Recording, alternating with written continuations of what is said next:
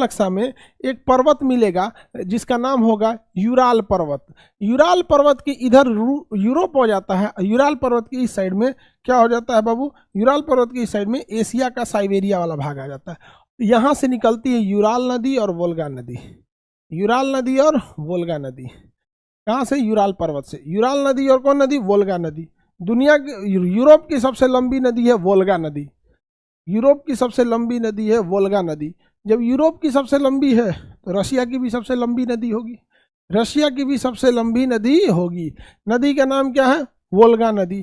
आप ध्यान से फिजिकल नक्शा में ढूंढिए, यहाँ एक पर्वत मिलेगा, नाम होगा आपको यूराल पर्वत, नाम होगा यूराल पर्वत। इस यूराल पर्वत के पास आप अगर गौर से देखिएगा तो आपको एक और रेखा मिलेगी, रेड कलर की डॉटेड लाइन मिलेगा, इस टाइप का डॉटेड लाइन मिलेगा रेड कलर का। समझ में आ रहा है? ये किस चीज को दर्शा रहा है डॉटेड लाइन यहाँ पर?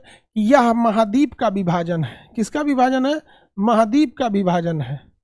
किसका विभाजन है? महाद्वीप का विभाजन है। अरे ये क्या हो रहा है? अरे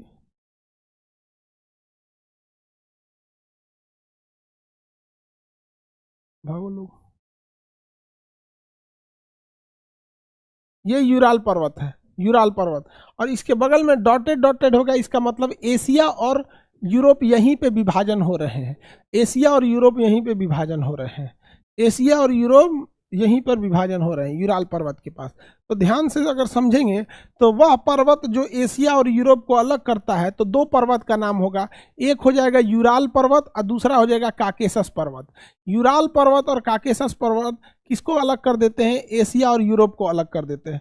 अगर कहेगा कौन सा झील अलग करता है, तो कैस्पियन सागर नाम का झील अलग कर देता है।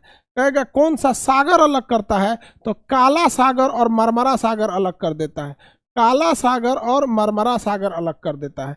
कहेगा कौन सी जल संधि अलग करती है, तो वास्पोरस जल संधि अलग कर देती है, वास्पोरस जल संधि।